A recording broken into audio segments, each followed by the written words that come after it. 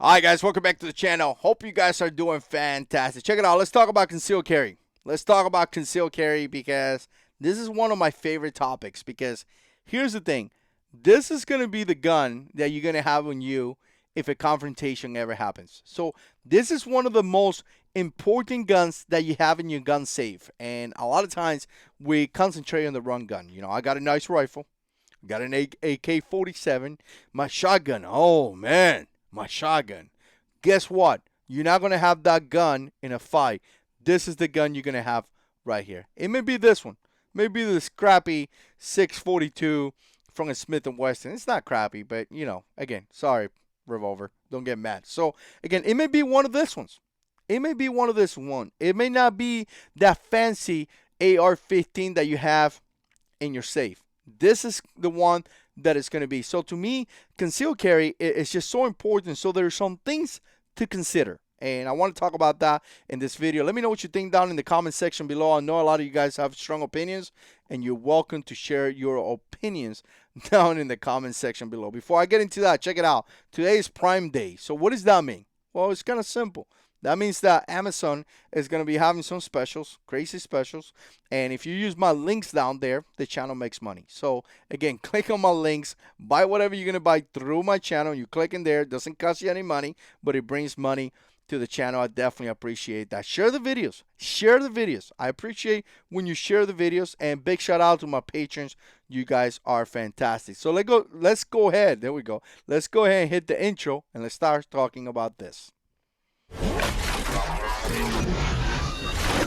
Yeah, let's do it. Here we go. Here we go. Here we go. Bam. Here we go. Let me fix the camera. All right. Here we go. All right. So concealed carry. Here a couple guns that I think are good for concealed carry. This is the gun that I've been carrying for quite some time because I got rid of my Glock 43. Some of you guys are gonna ask me why I got rid of my Glock 43. Well, there some things that I had to take care of. So Glock 43 is not in the house no more. M&P Shield is in the house, and I've been carrying this gun for so many years. I mean, I have this gun for a lot of years. I've been carrying it for a while. I do have a holster, and I'm going to be talking about that as well, right? So M&P Shield is great, but again, you know, this is the guns, concealed carry guns that are going to be in the fight. Not your fancy AR-15, not your fancy shotgun or your fancy competition gun. A lot of guys train with the competitions, they shoot a lot with the competitions, but they forget that in a real confrontation, they're going to have that crappy 642 right here. So you need to train with that. So when it comes to concealed carry, there's a couple things that I consider myself, right? First of all, it needs to be a reliable pistol, and that's going to be overall for any guns out there. It needs to be reliable. It needs to work. Again, it needs to work. I don't want to think that it works. I don't want to argue if it works. I don't want to, you know, talk to the company or new company that just came into the market. None of those things are important to me. If it's a new company that came into the market and is selling guns from this company that rebranding to this company, I don't care. If it's a new gun that just came out in the market, I don't care. I want a gun that is dependable, reliable, and it has a track record. This gun's Glock 27, 642, M&P Shield has data, has a track record. All right, you don't have to guess it. You could come here online and watch videos about this gun, and you know they're gonna work. That's what you want. You are a regular guy, you know, you work hard for your money, you just getting a gun to protect yourself. You don't need to go into something that you have no idea if it's going to work or not. You need something that is going to work, and you could gather information. And again, these are good examples, right? Good reputation, good company that is going to work. To me, that is primary. Now, another thing that I like to consider a lot is comfort. And here's the thing, when you go to a gun like this, you're giving up a lot. That's the reality. All right, you're giving up a lot. You got 5 rounds right here. If you got a full-size gun, you know, you got 17 rounds, right? So you're giving away 12 rounds. Not only you giving away 12 rounds, you may be giving away good size. You may be giving away velocity on the round, typically speaking, right? M&P Shield, the same thing, right? Smaller barrel, so you're giving away, you got 7 rounds, so you're giving away 10 rounds right there. You're giving away capacity, you're giving away velocity on the barrel. Again, you know, a lot of stuff. This one right here, the trigger is horrific, so you're giving away the comfort. Some of the full-size pistol have better triggers. Again, you're giving away a lot, because of one thing, comfort. So you want to have comfort because comfort is going to allow you to carry your gun all the time. And that's what you want. You don't want a gun that you carry every now and then. You want a gun that you carry all the time. And again, the fact that you do that, it's going to allow you to build training. It's going to allow you to build a system. You always know where your gun is. Again, you train with that gun. If you're going to carry a full-size gun every now and then, that's not good. You want to carry a gun as much as you can. Obviously, your job and things like that is going to get in the way. For some people, can carry work, right? So again, you want to find a gun that is going to work for you, a gun that is going to be easy to carry and it's going to be comfortable to carry, so you could develop that, that training, that standard where you always carry your gun, you always know where it is in your belt position and things like that. And again, it's going to work for you. Also, you have to be able to that conceal this gun, right? Again, a Glock 17 may be a great gun, but if you can't conceal it, you're going to have issues. You got to be able to conceal the gun. The point here is for the bad guy not to know that you have a gun. A gun like this, the M&P Shield, is very easy to conceal. A lot of times I put it on and I ask my wife, hey, can you tell that I have a gun? My wife has no idea because, again, I'm able to conceal it really well with my holster. And that's what you want, because that allows you to have that element of surprise, right? The element of surprise is amazing. You want to have that because the bad guy does not know that you have a gun. And that's just fantastic. So again, consider what firearm you're going to have. When you do that, consider a gun that has a reputation, that has been around, that works great, that has a track record. Consider how good is that gun concealable. Is it going to conceal way good according to your body style? Is it going to be comfortable to carry, right? That's a big, again, something big to me. Are you going to be able to shoot this gun good? And that's another point that I want to make, because sometimes we don't think about that. I'm going to tell you a quick story. Years ago, I took my wife to shoot this M&P Shield, this one right here, right? And my wife was shooting this gun, and it wasn't doing really well. And let me tell you, the girl can shoot. Don't tell me the girl cannot shoot. She's good. She's pretty good, all right? So she was shooting the M&P Shield, and you know what? She wasn't doing too well. And I was kind of like, really? It's easy gun to shoot, in my opinion. And I do pretty okay with it. But she wasn't doing too well. And then she looks at me and she says, I don't like this gun. It doesn't feel good to me. And she takes the Glock 19, which we still have. And I'm telling you, she put rounds downrange and she just like hammer that target. Hammer the target. So what does that mean? Well, that means that, what gun works for me may not work for you. You may not be good with that gun. I don't know what it is. I don't know if it's the gun itself. Again, I don't know what it is. But she wasn't doing good with the M&P Shield. She does really well with the Glock. Not saying that it's not as accurate as a Glock. It just didn't work out for her. In my opinion, these M&P Shields have a fantastic ergonomics. They feel good in their hands. They feel better than the Glock 19 or Glock 27 in this case, right? So, again, find out a gun that is comfortable, a gun that has a good track record, a gun that you can shoot, and it's going to work for you. I want to show you this, right? These two guns are concealed carry choices, right? M&P Shield, Glock 27. But if you look at this, right, and that's why I put it side by side, as you can tell, the M&P Shield is way slimmer, right? Way slimmer, right? Because obviously it's single stock pistol versus double stock. So, again, this one right here is going to be a little bit more uncomfortable to carry, the Glock 27, than the M&P Shield, just because of that. Now, what's the deal here? You have 7 rounds versus, I believe this is 10 rounds. I don't know. I don't remember now. But I believe it's 10 rounds. So, again, and you can see that right there on the grip. Look at the grip. See how fat that Glock is compared to the other one, right? So, again, for concealed carry, that may be a choice. You may not like this gun, right? You may like this one more, but you do lose a good amount of round. You got to think about this, right? Let me actually put it here next to the revolver so you can see. So, same thing with the revolver. Look at that, right? Obviously, you have that cylinder right there, and that may be an issue, right? That's up to you if you want to carry on out, but that may be an issue. I mean, to me, revolvers, they tend to carry really well. Now, let me just put this to the side and take this Glock 27 here and kind of talk about, things to consider when you can conceal carry, right? The biggest thing that you're going to have to worry when you conceal carry is not literally is going to be the side of the pistol, but it's going to be the width of the pistol. And you see this? If you carry inside the waistband, which it will be like a holster like this, right? This holster is inside the waistband. I'm going to talk about accessories in a minute, right? This is going to be inside your pants.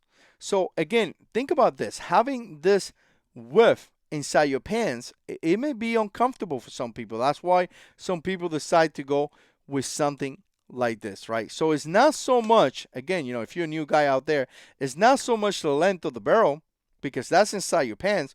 It's going to be more the width of the pistol, and it's also going to be the grip, right? Because as you carry the gun like this, let's pretend it's in here, this is what's going to be poking out. So that's why this is so important, right? Because this is going to be poking out. If you have a full-size pistol, you have this, and that's why you see sometimes guys wearing a shirt, and the shirt looks like this is poking out of the shirt, right? And it's kind of giving away the element of surprise. It's kind of giving away, the to people that you have a gun, and that's definitely not good. So keep that in consideration when it comes to concealed carry. Again, the width may be an issue, and the pistol, the grip, may be an issue as well. So let me put this back over here. A couple other things that I want to mention. Accessories. People don't think about that. People spend $500 on a pistol and don't think about accessories. It's kind of funny. It's kind of bad, right? Think about accessories. Accessories will be mind-blowing to you. Let me show you something, right? And I'm going to tell you this right here. A couple holsters that I want to show you that I use all the time. This is actually the holster that I use all the time. I'm going to compare this holster to this holster, right? This is Kaiden Bravo Concealment. This holster is fantastic. Actually, I think this holster is for a Glock 43. Fantastic. This holster conceals well and all that. But if you happen to be a little fat like I am, tactical left-hander, it may poke you. This back right here, it goes like this, right? Let me put it here on camera. It goes like this against your skin. This right here may be a little bit uncomfortable against your skin, right? And I find out that pretty quickly. If you are skinny, you may not have an issue. Even when you're a little bit chubby, it's not a huge issue. But talking about comfort, when you see this gun right here, look at this. I want you to see this. You see all that leather? All that leather is going to be against your skin, and it gives you a comfortable platform. And I'm going to tell you, I'm a big fanboy of this holsters right now. Real big. Look how it looks. Look at this. The sights right here are protected because it's hitting the leather. A lot of times when you wear this holster, right, the sights are poking you on your love handle. So the sights, the serrations, all this right here, all that right there is being protected by this back leather, and it's just so comfortable, right? So comfortable. So I'm going to tell you, you got to keep in mind the accessories. You have to. A good holster is going to be something that you really need to consider. I'm going to tell you, as you do research for some of those concealed carry choices, do research for holsters as well, because you really need a good holster. Because you may buy a great gun, but if you have the wrong holster, it's going to ruin your entire experience. You're not going to like it. It's going to be crazy. It's just not going to be good, and you're just not going to enjoy it. The other thing is obviously a gun belt. I got Core Essentials here as a sponsor of the channel. We appreciate Core Essentials. They do fantastic belts, right? I actually carry a belt from Vetters Holsters as well. This company, they make belts, and it has been pretty decent. So Core Essential, Vetters Holsters, a lot of companies out there have belts, and they're just fantastic. So you need to have a couple other accessories that you may not think about. Are you really excited about your gun? You're really excited that you purchased a gun? But again, you're not buying the accessories that you need. At a bare minimum, you need a holster. At a bare minimum, you need a gun belt. And again, a holster that is good. Because I'm going to tell you something, and let me move this right here. The purpose of this holster is simple, and it's pretty much for many different, I guess in a way, actually, let me use this one, right, so you can see. It's pretty much the same with a lot of companies, or a lot of holsters. But as you can see, the pistol right there is protected, or the trigger. Can you shoot this gun? No, you cannot. You cannot shoot this gun. So again, this is critical. This is very critical. You can't shoot that gun. That's protecting the trigger guard, which is critical so you don't shoot yourself. So a lot of people always, kind of rely on a safety, right? I got a safety on this pistol. I barely use this safety, by the way. But again, a lot of people rely on the safety, and if you use it or not is not really a big deal. But a lot of people want the gun with a safety. It has to have a safety. Well, guess what? The biggest safety that you may put in a gun is a holster. Because look at this. So again, don't concentrate 110% on the safety on a pistol. Get a safety by getting a good holster. When you get a good holster, you have a safety. Now, what's the other thing? Retention. Look at this. When you put this gun, this holster, it's intended to turn with your body, and now your pistol is retained. Why do you need your pistol retained? Well, it's simple. You don't want to lose it. You don't want to be walking down the street and lose your pistol. You don't want to be in a fight and lose your pistol. You don't want to get out of your car and lose your pistol. So you need a good retention, right? And you need a pistol holster that is going to protect your trigger. And check it out. Here's one more thing that I want to say in place. When you put this holster, let's think about this one right here, just so I can show you two different types of holster. Again, pistol or trigger guards cover, protect it. When you put this, the gun is always in the same place, right? You put this in your belt and the gun is there. So what does that allow you to do? Well, that allows you to create that muscle memory. Every single time I reach down to that position, my gun is there. It's not going to move because I have my holster, right? It's retained to my body. The trigger guard is protected. The trigger is protected and it's always in the same location. So now I could train myself to get my gun out of that, right? So again, something that you got to keep in mind. Let me bring the pistols right here. When you talk about concealed carry, again, you got to get a gun that is comfortable. You got to get a gun that is respectable, a gun that been around for quite some time, a gun that has a track record. And here's a couple of things. You need a belt. You need a holster. You may need a pouch to carry your extra magazines. If you thought about that, are you going to carry an extra magazine? It's very recommended. Well, now you need accessories to carry that extra magazine. Obviously, that gun belt is going to help you because it could allow you to carry that extra weight. But let me put this right here because I want to kind of mention a couple things before I get into the next thing.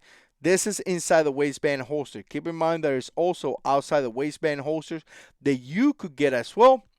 And again, depends where you at, may be a good idea or may not be a good idea. Maybe, if you're in Florida, it's kind of hard to carry an outside the waistband holster. But if you're in Michigan or something like that and it gets cold, obviously outside the waistband holster may be a really good idea and easy to carry. But another thing that I want to mention is simple, and it needs to be a respectable caliber.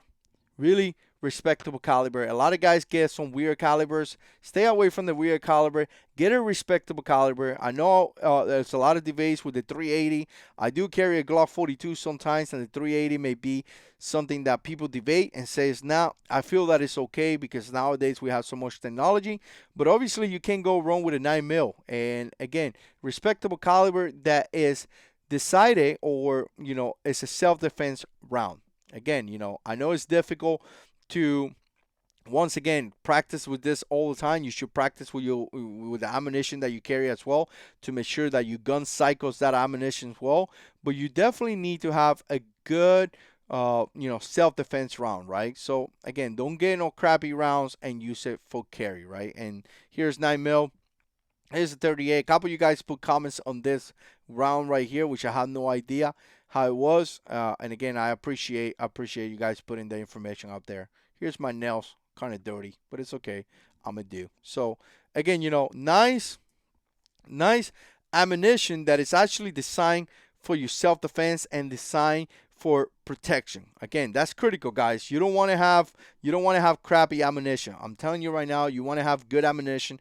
And like I said, you want to run that ammunition through your firearm. You want to make sure that it works. And you want to make sure that your gun likes to eat it well. And I know it's kind of complicated because that costs a lot of money, and who has money like that to be wasting really good ammunition? But at least every now and then run it so it works. And again, there's a lot of conversations about this. Some people say that you should get new ammunition every year, every 2 years. Again, there's a lot of debates.